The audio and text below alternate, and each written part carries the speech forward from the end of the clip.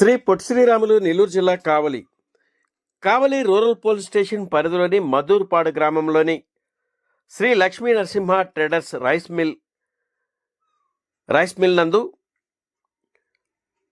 నెల్లూరు జిల్లా vigilance SP Srinivasarao ఉత్తర్వుల మేర విజిలెన్స్ ఎస్పీ శ్రీనివాసరావుకు అందిన సమాచారం మేరకు మధూర్పాడులోని Sri Lakshmi Narasimha traders rice mill నందు 400 బస్తాల పీడిఎస్ రైసును గుర్తించినట్లు, పీడిఎస్ రైసును ఇతర బ్యాగులలోకి మారుస్తూ అక్రమంగా తరలిస్తున్న శ్రీ లక్ష్మీ నరసింహ ట్రేడర్స్ రైస్ మిల్లుపై కేసు నమోదు చేస్తూ 400 బస్తాల పీడిఎస్ రైసును స్వాధీనం చేసుకున్నట్లు విజిలెన్స్ సిఐ శ్రీహరి మీడియా సమావేశంలో తెలిపారు. Sri Lakshmi Narasimha traders rice mill యజమాని మధుసూదన్ రెడ్డిపై క్రిమినల్ కేసు నమోదు చేస్తున్నట్లు, జేసీ కోర్టులో నిత్యావసర వస్తువుల చట్టం కింద ఈసీసీ యాక్ట్ 6A కేసు నమోదు చేస్తున్నట్లు మీడియా సమావేశంలో విజిలెన్స్ సిఐ శ్రీహరి మీడియా సమావేశంలో తెలిపారు. పై మెరుపు దాడుల్లో విజిలెన్స్, సివిల్ సప్లై, పోలీస్ శాఖ మెరుపు దాడుల్లో పాల్గొన్నారని విజిలెన్స్ సిఐ శ్రీహరి మీడియా సమావేశంలో తెలిపారు.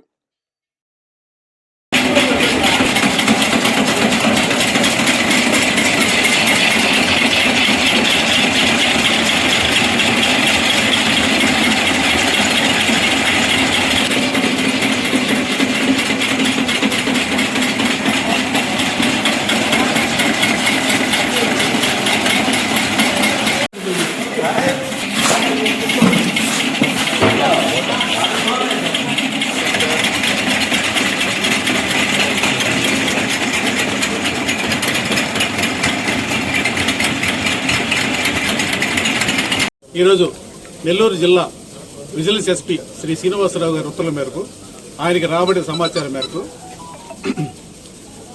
పోలీసు వారు, సివిల్ సప్లైస్ వారు, విజిలెన్స్ వారు మేము కలిసి ఉమ్మడి ఆపరేషన్ చేయడం జరిగింది. కావల్లో శ్రీ నరసింహ ట్రేడర్స్ అనే రైస్ మిల్ మీద ఈరోజు రైడ్ చేయడం జరిగింది. అందులో ఆఫల ద్వారా పీడిఎస్ రైస్ బంకర్లో కొంచెం నిల్వ చేయడం జరిగింది. అవి మేము గుర్తించాము. వాటిని బయటకు తీసి బ్యాగ్స్ ప్యాకింగ్ చేస్తామన్నాము. అందులో సుమారుగా 400 బస్తాల పీడిఎస్ రైస్ని గుర్తించడం జరిగింది. వారి మీద వాళ్ళ ఓనర్ మదన్మోహన్ రెడ్డి గారి మీద క్రిమినల్ చర్యల కోసం పోలీస్ స్టేషన్లో రిపోర్ట్ ఇవ్వడం జరుగుతుంది. అలాగే జాయింట్ కలెక్టర్ గారి కోర్టులో నిత్యావసర వస్తువుల చట్టం కింద ఈసీ యాక్ట్ మేరకు 6A కేసు కింద నమోదు చేయడం జరుగుతుంది. క్రమంగా ఈ మిల్లులోకి తరలించడం జరిగింది.